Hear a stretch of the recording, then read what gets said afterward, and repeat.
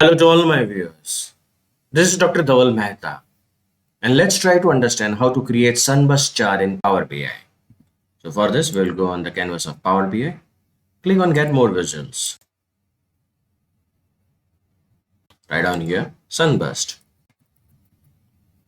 Click on this Sunburst.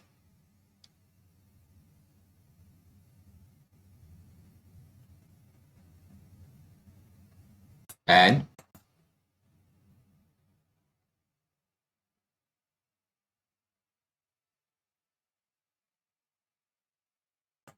you can see the Sunburst has appeared.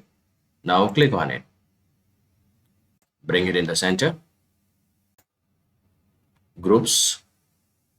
We will select category.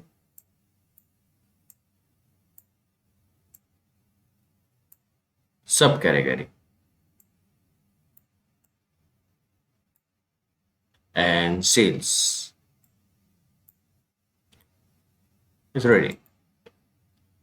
Your Sunburst chart is ready. It to me. Fine. So you can click on any category and it will display the result to that particular category only. So this is office supplies, and within office supplies, the bifurcation of the sales.